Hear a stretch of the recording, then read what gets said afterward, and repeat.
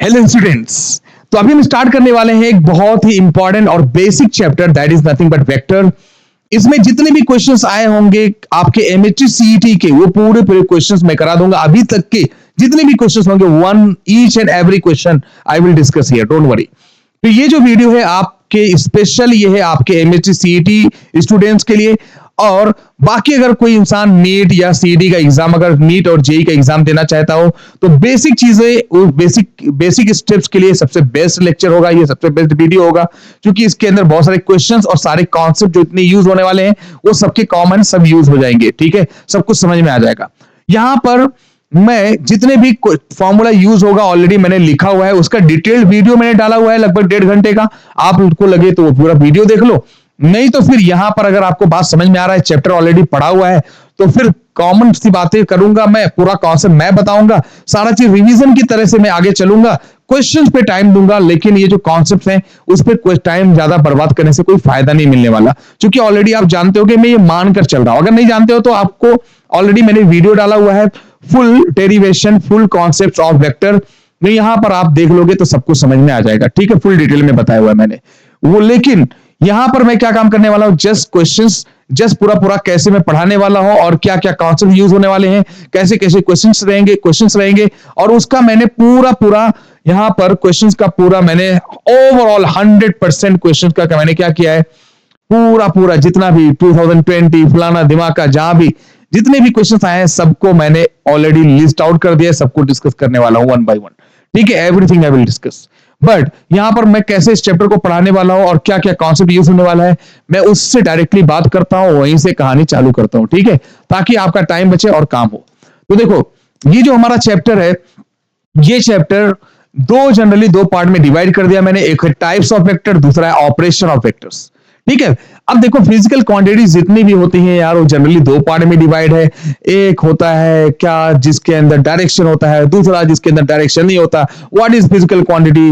A quantity which can be measurable. ऐसी quantities को major कर सकते हो, फिजिकल क्वांटिटी है।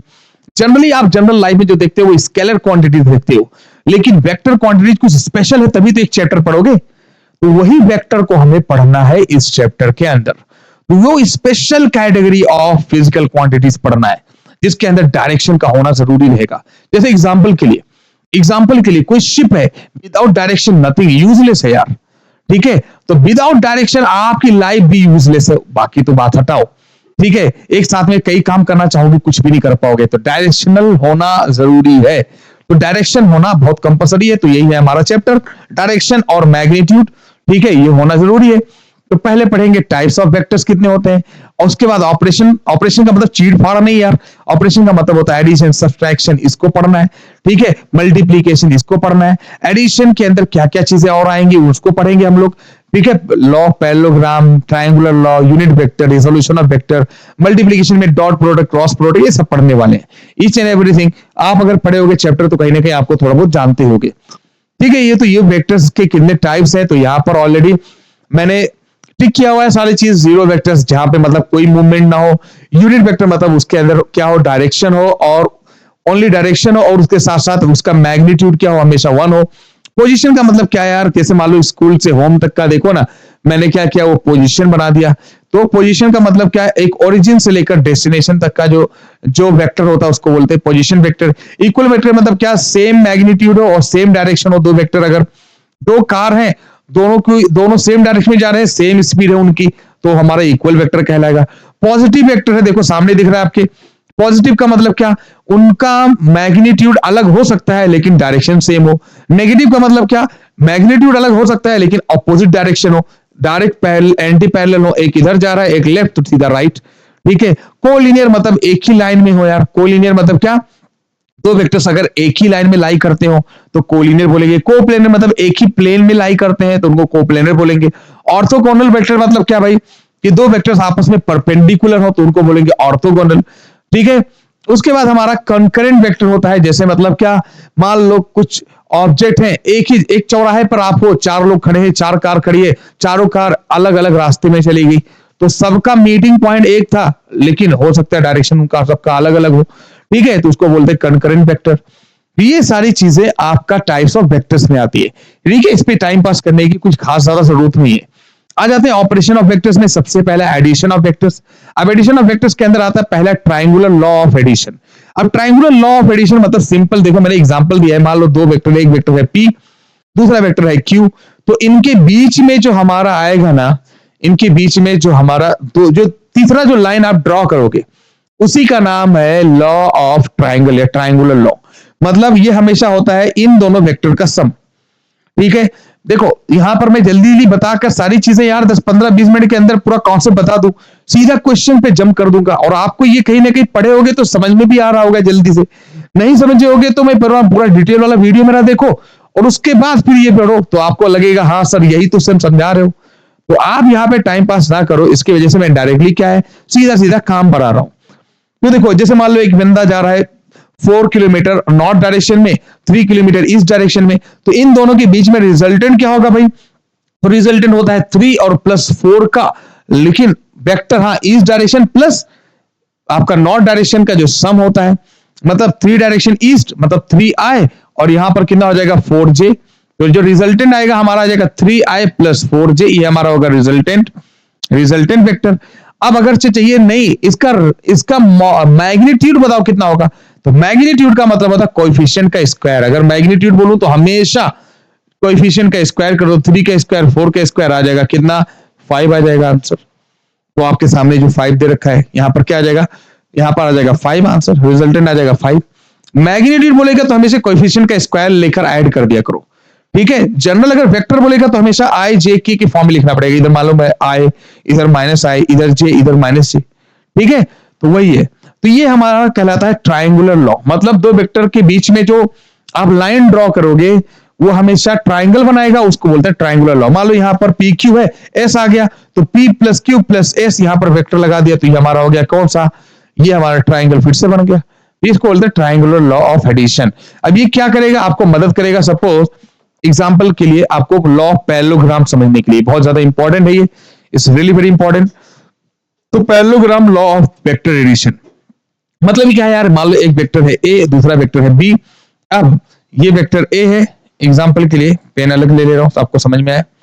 यहां पर वेक्टर है ए बी और यहां पर वेक्टर है कोई ए, तो ये वेक्टर है। तो अब इसका रिफ्लेक्शन यहां पे ले लोगे और इसका रिफ्लेक्शन यहां पे ले लोगे सेम।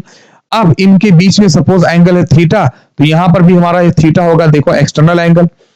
अब इनमें लॉ कौन सा, पाइथागोरस थ्योरम का यूज करोगे, राइट एंगल ट्राइंगल का यूज करके। ये दो ट्राइंगल है, एक ये ट्राइंगल है और एक ये ट्राइंगल है, देखो आपके सामने लिख दिया है। और इसका यूज करके आप सीधा सीधा फॉर्मूला प्रूव कर सकते हो कि जो रिजल्टेंट होता है वो हमारा सीधा सीधा रिजल्टेंट होता है under root A square plus B square plus 2ab cos theta. अच्छा, ये जो थीटा है ना बेटा, ये एंगल बिटवीन टू वेक्टर्स है। जो वेक्टर्स हमारे ए और बी है ना, इनके बीच में जो एंगल है उसका नाम है थीटा। ये हमारा होता है एंगल थीटा। ठीक है, डोंट वरी, तो इसका नाम हमारा थीटा, याद रखना। तो ये एंगल बिटवीन टू वेक्टर्स है। हो सकता है ऐसा भी यार, हो सकता है कि एंगल बिटवीन ये रिजल्टेंट एंड वेक्टर, मान लो इसका नाम अल्फा दे दो, तो इसकी कहानी अलग होती है। प्लीज इसको आप डिराइव करके बताना कि tan अल्फा क्या होता है। तो tan अल्फा होता है a divide by a cos theta divide by a cos theta divide by b plus a sin theta, ऐसे कुछ होता है। आप देख लेना प्लीज, इस चेक कर लेना कि कौन सा राइट है। ठीक है, क्या है आपका सही, या एक बार चेक कर लेना। ये a sin theta divide by b plus a cos theta, ये है शायद। ठीक है, तो एक बार चेक करना प्लीज आपका राइट क्या है। ठीक है, आप ये डिराइव कर लेना, आपकी मर्जी है। ठीक है, फॉर्मूला आपको यूज होने वाला है। ओके, नेक्स्ट है आपका उसी के अंदर केसेस पढ़ना। अब देखो, जब आपको लॉ ऑफ पैरेललोग्राम आपको मालूम है तो उसके अंदर केसेस पढ़ना रहेगा। मान लो एग्जांपल के लिए केस नंबर 1, दो वेक्टर्स आपस में ऑर्थोगोनल है। ऑर्थोगोनल मतलब क्या होता है, 90 डिग्री। अगर 90 डिग्री दो वेक्टर्स होंगे तो cos 90 0 होता है, तो हमेशा under root a square plus b square हमारा रिजल्टेंट होता है। ठीक है, पढ़े होंगे यार। अगर दो एग्जांपल के लिए यहां पर 3 यहां पे 4, तो इनका रिजल्टेंट क्या हो जाएगा बेटा, तो रिजल्टेंट हो जाएगा हमारा 4 का स्क्वायर और 3 का स्क्वायर हमारा कितना हो जाएगा 25, 5 आ जाएगा। केस 2 क्या है, अगर मान लो दो वेक्टर्स आपस में पैरेलल हैं। अगर दो वेक्टर्स पैरेलल होंगे तो उनके बीच में एंगल थीटा 0 होगा। थीटा 0 होगा तो cos 0 1 होता है, तो यहां पर 2ab मिल जाएगा। a square plus b square plus 2ab क्या होता है, a plus b whole square. बाहर निकालेंगे तो सीधा कितना आ जाएगा, a प्लस b। तो आपको हमेशा रिजल्टेंट मैक्सिमम मिलेगा। क्या मिलेगा? Resultant maximum. अगर दो वेक्टर्स आपस में पैरेलल हो, मतलब यार आप दो लोग हैं, सेम डायरेक्शन में एक चीज को पुश करेंगे तो हमेशा रिजल्टेंट क्या मिलेगा? मैक्सिमम मिलेगा। ठीक है। उसी तरीके से अगर दो वेक्टर्स आपस में एंटी पैरेलल हो, एक इधर जा रहा हो एक इधर जा रहा हो, आपस में एक दूसरे के 180 डिग्री पर हो, तो अब क्या होगा? यहां पर हमेशा कम मिलेगा। ऑब्वियस सी बात है, एक इधर बोल रहा नहीं इधर जाना, एक बोला नहीं इधर जाना, तो क्या होगा? दोनों के अलग अलग डायरेक्शन हो गए ना, तो दोनों के अलग अलग डायरेक्शन होंगे तो cos 180 की वैल्यू होती है -1, तो यहां पे आ जाएगा -2ab, तो a माइनस बी का होल स्क्वायर बन जाएगा, आपका आ जाएगा a माइनस बी, और ये हमारा हमेशा होगा r मिनिमम।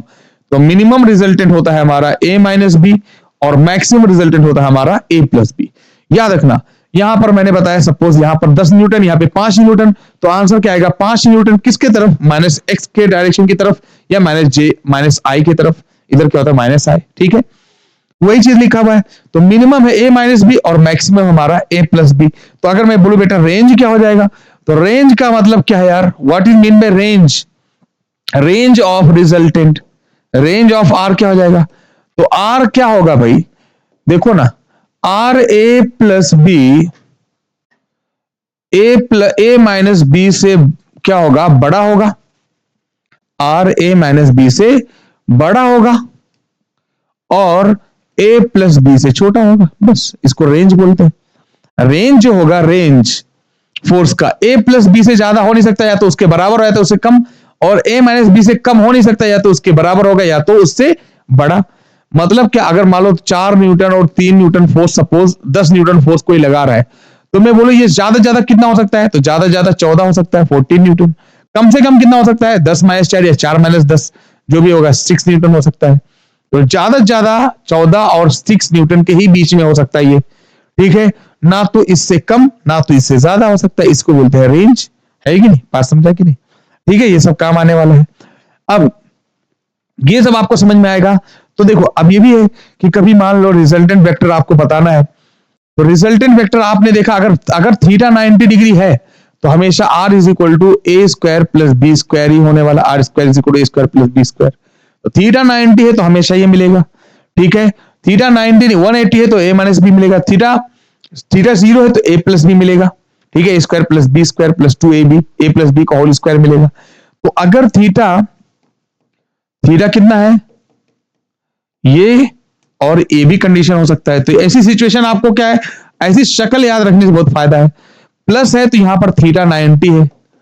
ठीक है, यहां पर स्क्वायर है होल स्क्वायर, तो थीटा यहां पर 0 है। अगर यहां a minus b whole square है तो यहां पर थीटा 180 है। तो ये बातें एक जगह याद रखने से आपको बहुत फायदा होने वाला है। ठीक है, आगे चलकर बहुत ज्यादा काम आने वाला है, तो इसलिए आपको याद रखना चाहिए। ठीक है, अभी सब्सट्रैक्शन ऑफ वेक्टर की अगर बात करें तो कोई टेंशन नहीं है। सब्सट्रैक्शन का मतलब क्या होता है? दो वेक्टर्स हैं, अगर उनका एक रिवर्स है, अरे भाई एक इधर जा रहा है, सपोज ए है, दूसरा इधर जा रहा है, ये माइनस बी है, तो दोनों को सब्सट्रैक्ट करना मतलब इनको ऐड करना, ए प्लस माइनस बी वेक्टर, और क्या? तो दो वेक्टर्स को आपस में ऐड करना, कोई टेंशन नहीं। तो दो वेक्टर्स आपस में ऑपोजिट है तो हमेशा आर रिजल्टेंट जो मिलेगा ए माइनस बी ही मिलेगा। अभी जस्ट पढ़े हो यार, या आप आर भी पढ़ोगे ऐसा तब भी फॉर्मूला लगाओगे, तो R square is equal to A square plus B square. Formula क्या होता है? A plus B whole square minus 2ab cos, क्या हो जाएगा बेटा? आपस में ऑपोजिट होंगे तो cos 180 आएगा, लास्ट में आपको हो जाएगा a minus b whole square, तो a माइनस बी का होल स्क्वायर ही मिलने वाला है यार, तो रिजल्टेंट। ठीक है, तो बस सब्ट्रैक्शन एडिशन को लेकर कोई झगड़ा करने की जरूरत नहीं है। अब मैंने यहां पर फॉर्मूला लिखा हुआ है उन्हीं का यूज करके कि a plus B whole square आप जानते हो, a square plus B square plus 2ab, a minus b whole square a square plus B square minus 2ab। लेकिन अगर a प्लस बी का होल स्क्वायर वेक्टर फॉर्म में बोले तो same formula, लेकिन a square plus B square plus 2ab cos theta बोलोगे आज से। a minus b whole square vector अगर बोले तो हमेशा हो जाएगा a square plus B square minus 2ab cos theta. ठीक है, तो फॉर्मूला याद रखना कि कभी भी जो स्क्वायर वाला फॉर्मूला आपने रटे हो ना, इसमें वेक्टर वाले में कहानी अलग हो जाएगी, कॉस और भी कॉस भी आ जाएगा। ठीक है, अब देखो, अब यहां पर नेक्स्ट टॉपिक आता है रिजोल्यूशन ऑफ वेक्टर्स। तो रिजोल्यूशन ऑफ वेक्टर क्या है भाई? रिजोल्यूशन वेक्टर मतलब क्या है कि अगर मान लो एक कोई ब्लॉक है और यहां पर आप सीधा किसी एंगल पर फोर्स लगा रहे हो, किसी एंगल में अगर आप खींच रहे हो तो मैं बोलूं एक्स डायरेक्शन में कितना खींच रहे हो, वाई डायरेक्शन में कितना खींच रहे हो, अगर ऐसा बोलूं वाई डायरेक्शन में कितना फोर्स लग रहा है, एक्स डायरेक्शन में कितना लग रहा है, तो यहां पर आता है रिजोल्यूशन ऑफ वेक्टर का कॉन्सेप्ट।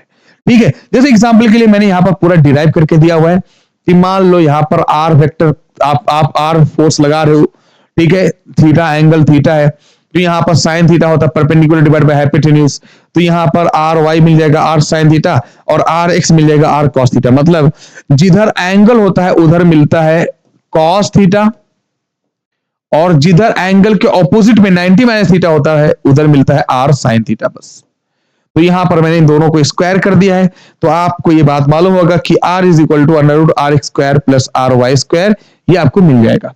ठीक है, मतलब जो रिजल्टेंट होगा हमेशा एक्स स्क्वायर, ये एक्स डायरेक्शन में जो फोर्स लगेगा और वाई डायरेक्शन में जो फोर्स लगेगा उनका स्क्वायर करके ऐड कर दोगे तो हमेशा रिजल्टेंट मिलेगा।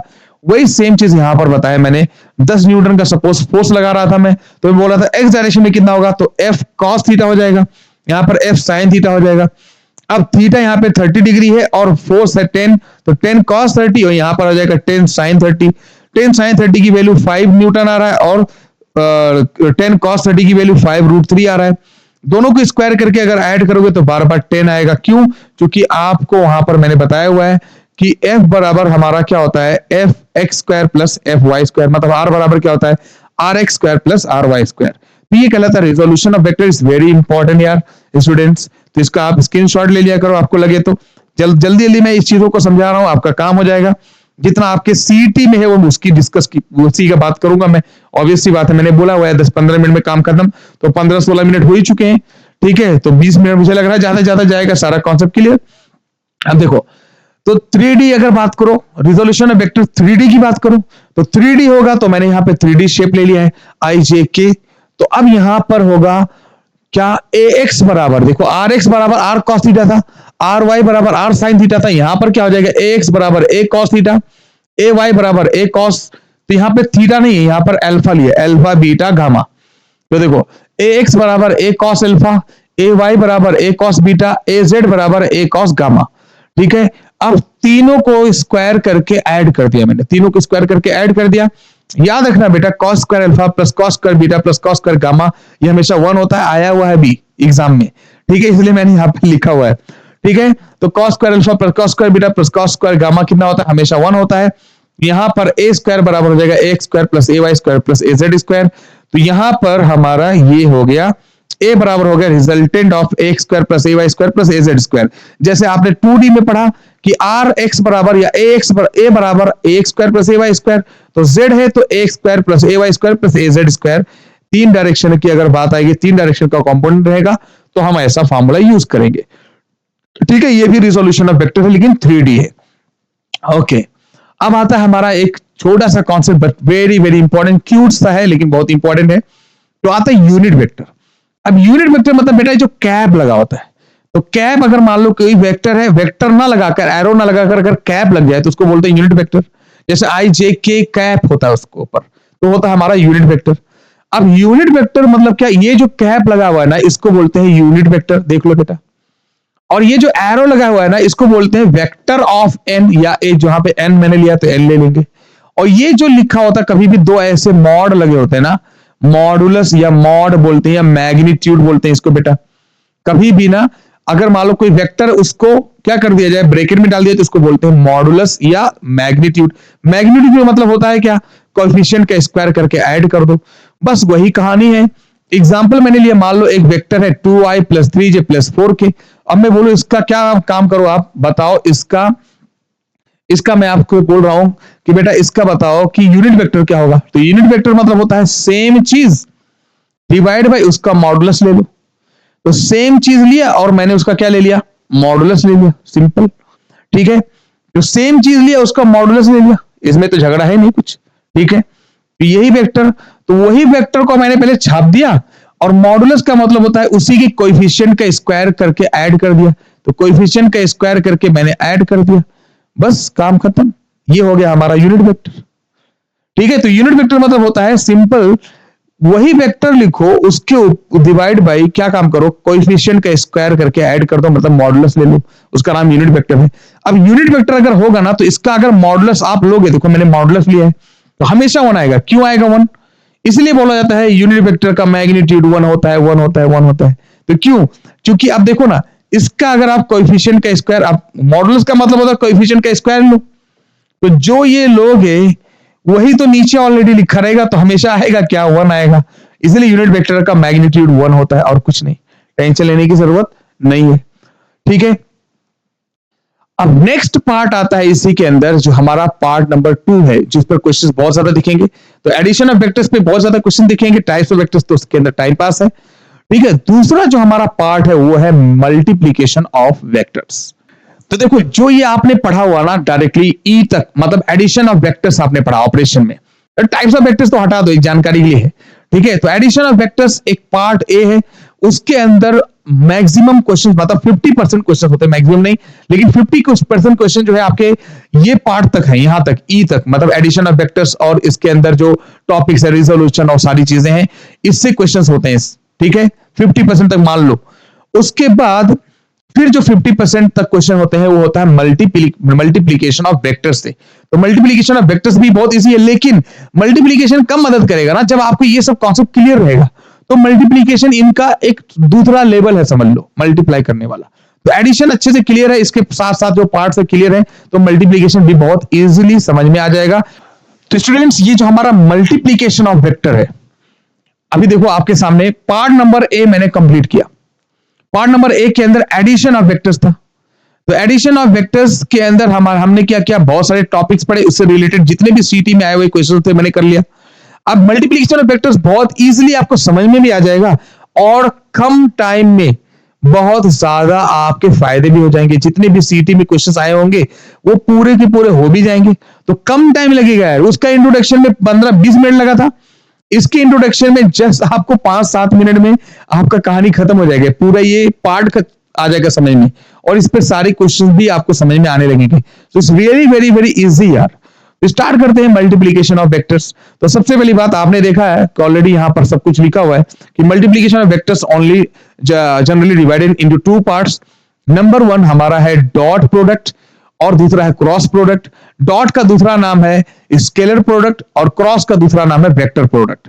अब आपके सामने लिखा हुआ कि अगर ए डॉट बी, दो वेक्टर है आपस में, अगर इनका डॉट होगा तो हमेशा, अगर दो वेक्टर का डॉट रहेगा तो हमेशा कॉस थीटा लेंगे, अगर क्रॉस रहेगा तो साइन थीटा लेंगे, याद रखना। अब एक बात बताओ सर, डॉट कहां पे यूज करेंगे, क्रॉस कहां पे यूज करेंगे? तो आपके सामने एग्जांपल लिखा हुआ है कि अगर दो वेक्टर को मल्टीप्लाई करो, दो वेक्टर को मल्टीप्लाई करो, फोर्स भी वेक्टर है, डिस्प्लेसमेंट भी वेक्टर है। मल्टीप्लाई करने के बाद अगर आंसर आपका आ रहा है, अगर आंसर आपका आ रहा है, अगर मल्टीप्लाई करने के बाद आंसर आपका आ रहा है वेक्टर नहीं स्केलर, देखो वर्क हमारी क्या क्वांटिटी है, स्केलर है, और फोर्स डिस्प्लेसमेंट क्या है, वेक्टर क्वांटिटी है। तो दो वेक्टर को मल्टीप्लाई करने के बाद अगर आपको आता है स्केलर आंसर, तो हमेशा लेते हैं डॉट, मतलब work is equal to force into displacement. लेकिन वर्क हमारा क्या है, वर्क है हमारा कौन सा क्वांटिटी, स्केलर क्वांटिटी। तो हमेशा दो वेक्टर को मल्टीप्लाई करने पर अगर स्केलर क्वांटिटी आ रहा है तो हमेशा लेंगे डॉट, और ए डॉट भी होता है ए बी कॉस थीटा, तो फोर्स डॉट डिस्प्लेसमेंट होगा F dot ds into cos theta होगा। लेकिन दो वेक्टर को अगर मल्टीप्लाई करें और आंसर आ जाए क्रॉस, मतलब आंसर आ जाए वेक्टर, तो वेक्टर को मल्टीप्लाई करने पर वेक्टर आए, जैसे मान लो आर, मतलब ये हमारा डिस्प्लेसमेंट है, किसी दरवाजे को अगर मान लो खींच रहे हो आप, ठीक है, डोर को आप ओपन कर रहे हो, तो आर हमारा डिस्प्लेसमेंट है, फोर्स हमारा डिस्प्लेसमेंट, तो फोर्स लगाओगे और डिस्प्लेसमेंट करोगे, तो फोर्स और डिस्प्लेस करोगे दो ऑब्जेक्ट को, तो फोर्स लगाकर किसी दो डोर को अगर ऑब्जेक्ट को डिस्प्लेस करोगे तो डिस्प्लेसमेंट भी होगा। मान लो एग्जांपल के लिए ये हमारा क्या रहेगा, डिस्प्लेसमेंट, और ये रहेगा फोर्स। तो जो मिलेगा वो हमेशा क्या रहेगा, डायरेक्शन वाला क्वांटिटी मिलेगा, मतलब टॉर्क मिलेगा, कोई ना कोई उसका डायरेक्शन होगा। तो जो डायरेक्शन को मल्टीप्लाई करने पर डायरेक्शन ही आए तो हमेशा लेते हैं ए क्रॉस बी बराबर ए बी साइन थीटा, तो हमेशा लेते हैं क्रॉस, मतलब tau is equal to r cross f sine theta. तो मतलब आर एफ साइन थीटा ऐसे लेंगे, आर एफ साइन थीटा लेंगे, बवाल खत्म। ठीक है, अब आप इसको थोड़ा सा और समझो। अच्छा, वेक्टर आएगा मतलब हमेशा आंसर किस में आएगा, आई जे के फॉर्म में आंसर आएगा, याद रखना इस बात को। अब यहां पर मैंने डॉट और क्रॉस को और भी समझने की कोशिश की कि देखो, मान लो ए डॉट बी बराबर ए बी कॉस थीटा, तो अगर दो वेक्टर आई, दो यूनिट वेक्टर है आई आई, और दोनों एक ही डायरेक्शन में है, तो उनका थीटा कितना होगा, जीरो होगा। अरे यार, दो वेक्टर अगर एक डायरेक्शन में है तो थीटा क्या होता है, जीरो, पैरेलल वेक्टर यार। तो आई डॉट आई बराबर हो जाएगा आई आई कॉस थीटा, और यहां पर एंगल कितना है, जीरो, तो कॉस जीरो बराबर 1 होता है। और यूनिट वेक्टर का मैग्नीट्यूड हमेशा क्या होता है, 1। तो मैंने बोला जब एरो नहीं लगा है तो हमेशा वो होता है यूनिट वेक्टर, तो हमेशा होता है मैग्नीट्यूड। तो इसका मैग्नीट्यूड 1, इसका मैग्नीट्यूड 1, तो 1 1 1, तो हमेशा हो जाएगा 1। तो I dot I 1, J dot J 1, के डॉट के 1, आपने पढ़ा होगा यार। अगर आई डॉट जे ले लेंगे तो आई जे, और आपस में कितना एंगल हो जाएगा, 90 डिग्री, कॉस 90 होता है 0। तो आई डॉट जे डॉट के डॉट आई, कोई भी अगर डिफरेंट है तो 0, सेम है तो 1 होगा, पक्का ना, सेम है तो 1, डिफरेंट है तो 0 होगा। ओके, ये बात समझ में आया। उसी तरीके से क्रॉस प्रोडक्ट लेते हैं। अब ए क्रॉस बी, तो अब यहां पर आई क्रॉस आई, तो आई आई साइन साइन थीटा। अब अगर दो वेक्टर सेम डायरेक्शन है तो साइन थीटा कितना हो जाएगा, 0 हो जाएगा। तो यहाँ पे साइन 0 0 होता है, तो आई क्रॉस आई 0, जे क्रॉस जे 0, के क्रॉस के 0, तो इसका जस्ट उल्टा है, देखो ना यहाँ पर। अच्छा, एक बात और है, दो वेक्टर को अगर आप क्रॉस करोगे या मल्टीप्लाई करोगे तो 0 है, तो 0 का मतलब कोई नहीं, 0 पर वेक्टर लगाओगे भी तो क्या मतलब, लेकिन ये वेक्टर होता है हमेशा। दो वेक्टर को क्रॉस करो, अगर आंसर क्या आ जाएगी, 0। अगर आपका आंसर दो वेक्टर का क्रॉस प्रोडक्ट लोगे तो हमेशा क्या आएगा, वेक्टर आएगा। तो 0 का कोई वेक्टर नहीं, तो इसलिए नल वेक्टर है, तो इसका कोई मैग्नीट्यूड, ना तो मैग्नीट्यूड है ना तो इसका कोई डायरेक्शन है, इसलिए कोई लेना देना नहीं है, एरो आप लगाओ या ना लगाओ। लेकिन आई डॉट आई क्रॉस जे बराबर आई जे साइन 90, क्यों, आई जे के बीच में 90 डिग्री है। तो आप सोचोगे सर इसका मैग्नीट्यूड 1, इसका मैग्नीट्यूड 1, साइन 91, तो 1 आना चाहिए, बेटा 1 आएगा नहीं, क्यों, क्योंकि जब दो वेक्टर को क्रॉस करोगे तो हमेशा आंसर आना चाहिए वेक्टर, मतलब आई जे के फॉर्म में आंसर आना चाहिए। तो इसका आंसर कैसे लेंगे, बहुत सिंपल है यार। यहां पर मैंने क्या कर लिया, एक सर्कल बनाया और लिख दिया आई फिर जे फिर के, और सिंपल मैंने क्या काम किया, आई जे लूंगा तो आंसर आ जाएगा के आई लूंगा तो आंसर आ जाएगा जे, और आई क्रॉस जे रहेगा तो आंसर आएगा के, और उल्टा जाऊंगा, आई क्रॉस के आऊंगा तो माइनस जे, देखो जे क्रॉस आई आऊंगा उल्टा तो हमारा हो जाएगा माइनस के। ठीक है, आई क्रॉस के आ जाएंगे तो माइनस जे, तो अगर उल्टा जाएंगे तो हमें उल्टा ले लेंगे, और अगर सीधा जाएंगे तो सीधा ले लेंगे। जैसे मान लो आई क्रॉस जे, तो आई उसके बाद जे, फिर बाद में कौन आता है के, तो हमारा लेंगे प्लस। लेकिन जे क्रॉस आई तो जे आई, तो जे और आई देखो उल्टा चल रहे हैं, देखो उल्टा जा रहे हैं, एरो में नहीं है, उल्टा है ना, तो जे आई लेंगे तो अब आपका हो जाएगा माइनस के। ठीक है, बस ये आपको काम आएगा। ठीक है, अब आपको कहां पर काम आएगा मैं आपको समझाता हूं। अब देखो यहां पर मैंने एक क्वेश्चन लिया है कि एक find a dot b and a cross b, तो ए डॉट बी और ए क्रॉस बी कैसे निकालेंगे। ठीक है, मैंने आपको एग्जांपल बताया, ऑलरेडी आपने पढ़े होंगे, तो और मैं बोला फुल वीडियो में जाओगे आपको, तो मैंने 100% यही करके मैंने दिखाया, लेकिन डिटेल में बताया। यहां पर मैं आपको कॉन्सेप्ट बता रहा हूं कि आप अगर पढ़े हो तो फटाफट रिवीजन हो जाए, फिर उसके बाद काम पे आ जाए, सीधा सीधा काम खत्म, है कि नहीं। तो यहां पर अगर मान लो दो वेक्टर का डॉट बोले निकालने के लिए, तो आपको बहुत सिंपल, आपको कुछ और भी सीखना ही नहीं है। सीखने के लिए मैं बोला ना, डिटेल में जाओ मेरी वीडियो में, आपको समझ में आ जाएगा। सिंपल, कुछ ज्यादा नौटंकी नहीं करना है। अगर डॉट बोलेगा तो आपको सीधा, अगर दो वेक्टर का डॉट बोले तो आपको क्या काम करना है, कोएफिशिएंट ऑफ आई को मल्टीप्लाई करना है। आई के साथ में यहाँ पे कोएफिशिएंट कितना है 1, जे के साथ में -2 और 1 है तो -2 हो जाएगा, के साथ में कोएफिशिएंट कितना है 1, तो यहाँ पर +1 हो जाएगा, तो 1 2 -2 हो जाएगा, कितना हो जाएगा 0, तो ए डॉट भी हो जाएगा 0। मतलब डॉट लेना है तो हमेशा आई आई जे के कोएफिशिएंट को मल्टीप्लाई कर दो, आंसर ले लो, प्लस या प्लस है तो प्लस, माइनस है तो माइनस लिखकर आंसर ले लो। ठीक है, बवाल खत्म। ए क्रॉस बी लेना है तो आपको सीधा सीधा यहां पर ए क्रॉस बी लेना है, तो आपको ज्यादा नहीं नोटिंग करना होगा, सिंपल आपको यहां पर ये मैं फिर से थोड़ा सा बता दे रहा हूं, बाकी सारी चीजें एकदम सेम रहने दे रहा हूं। ठीक है, आपको अगर क्रॉस लेने की बात करें तो हमेशा लिख दिया करो आई जे और के, उसके बाद इसका कोएफिशिएंट है 1 1 1, तो यहाँ पे 1 1 1 लिख दिया, इसका कोएफिशिएंट है 1 -2 और 1, तो 1 माइनस 2 और 1 यहाँ पे लिख देंगे। अब अगर आई की बात करेंगे, अब यहाँ पर ये सब करने की जरूरत बिल्कुल नहीं है, ठीक है, आपको यहाँ सब कोई भी जरूरत नहीं है सारी चीजों की। ओके, अब यहां पर आपको क्या काम करना होगा, एक बार आई लिखेंगे प्लस उसके बाद एक बार माइनस जे लिखेंगे, एक बार आई, ठीक है, एक बार माइनस जे और एक बार प्लस के लिखेंगे, याद रखना, ठीक है, कैप लगा देंगे, पहले प्लस बाद में माइनस फिर प्लस। उसके बाद जब आई लेंगे तो आप इसके सामने से क्रॉस कट कर देंगे तो बचेगा जितना उसको यहां पर लिख देंगे, देखो 1, देखो ना 1 1 माइनस 2 1 ऐसे लिख दिया मैंने। फिर जे की बात करेंगे तो उसके सामने ऐसे कट कर देंगे, उसके बाद बचेगा क्या 1 1 1 1 ऐसे लिख दे, देखो वहां पे लिख दिया। फिर के की बात करेंगे तो ऐसे कट करेंगे, ऐसे कट करेंगे, जो बचेगा इस पोर्शन को लिख देंगे। अब ये पोर्शन है 1 1 1 माइनस 2 1 1 1 माइनस 2। अब आपने डिटर्मिनेंट 10th में पढ़ा ही होगा कि इसको इससे मल्टीप्लाई करो, माइनस लिखो, इसको इससे मल्टीप्लाई करो, इसको इससे मल्टीप्लाई करो, माइनस लिखो, इसको इससे। अब आप इसको सॉल्व करोगे, आ जाएगा माइनस 3i माइनस 3k, चूंकि जे यहां पर 0 हो जाता है, ठीक है। तो प्लीज बहुत सिंपल है, कहीं ना कहीं इसको याद रखो, बहुत आसानी से मामला खत्म हो जाएगा, आपका टेंशन लेने की कुछ जरूरत नहीं है, ठीक है। अब अगर मान लो ए क्रॉस बी सपोज यहां पर आपके सामने आया हुआ है, जो मैंने लिखा हुआ है कि ए क्रॉस बी, एग्जाम्पल के लिए आपका आया 3i माइनस 3k, ठीक है, 3i माइनस 3k आ गया। अब आपको चाहिए सर इसका मॉडुलस बताओ, बार बार ये क्वेश्चन आएगा यार, इसका मॉडुलस बताओ। तो मॉडुलस का मतलब कुछ नहीं, इसके ऊपर मॉड लगा दो, मतलब कोएफिशिएंट का स्क्वायर कर दो, इसका 3 का स्क्वायर और इसका हो जाएगा 3 का स्क्वायर, मतलब हो जाएगा √18, ठीक है। इसका यूनिट वेक्टर बोल दे तब भी कोई टेंशन नहीं, यूनिट वेक्टर बोले तो मतलब आपको डरना नहीं है कि यूनिट वेक्टर मतलब कोई अलग चीज होती है। यूनिट वेक्टर मतलब ये आपका यूनिट वेक्टर, ठीक है, इस पे पूरा यूनिट वेक्टर है। यूनिट वेक्टर मतलब होता है यही वेक्टर को आप लिख दो, ए क्रॉस बी जो हमारा ये वेक्टर है इसको लिख दो और डिवाइड बाय इसका मॉडुलस ले लो, और क्या, बस खत्म, आंसर आ जाएगा। मतलब ये डिवाइड बाय ये कर दोगे तो आपका आंसर आ जाएगा यूनिट वेक्टर के फॉर्म में आंसर। यही मेरे कहने का मतलब है, बहुत सिंपल है, समझा जा सकता है, आसानी से किया जा सकता है। अब यहां पर एक चीज और है कि अगर क्रॉस प्रोडक्ट है, डॉट प्रोडक्ट है, कभी भी बोलेगा कि दो वेक्टर आपस में ऑर्थोगोनल है, दो वेक्टर्स आपस में अगर ऑर्थोगोनल है मतलब 90 डिग्री है, तो हमेशा a डॉट बी बराबर ए बी कॉस 90, तो a डॉट बी बराबर 0। अगर कभी बोल दिया a डॉट बी बराबर 0 तो समझ जाना कि दो वेक्टर्स आपस में परपेंडिकुलर है।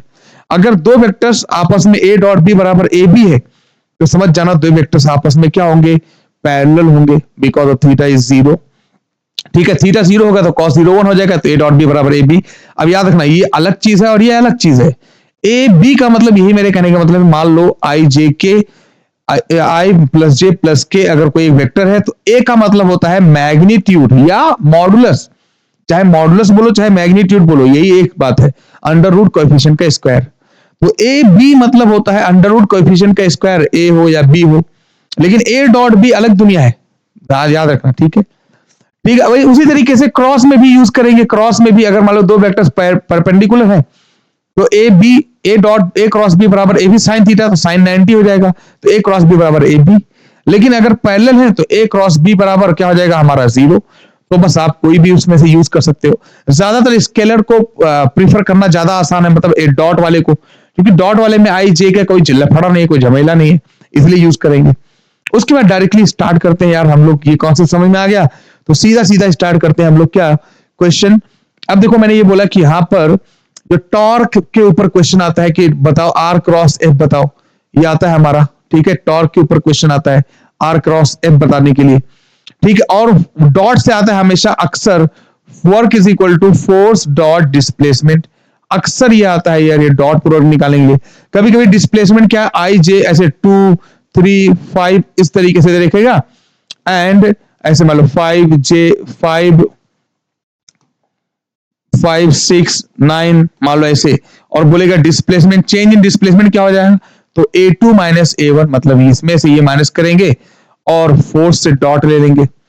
तो कभी कभी क्या काम करेगा, डॉट भी पूछेगा और कभी कभी टॉर्क पूछता है, तो वर्क और टॉर्क अक्सर पूछता है, जनरली मैंने देखा हुआ है, ठीक है। तो बस यही क्वेश्चंस होते हैं, यही सब रिपीट रहेंगे, यही से चलेंगे, कुछ और भी कॉन्सेप्ट्स हैं, लेकिन वो जब पीवाईक्यूज कर रहा हूं तो अभी आपके सामने आएगा सारा चीज, इस पर कैसे कैसे क्वेश्चंस की पॉसिबिलिटीज है, कैसे कैसे घुमा सकता है, क्या क्या पूछ सकता है, सब कुछ आपको यहाँ पर 1 by 1 डिस्कस करते हैं।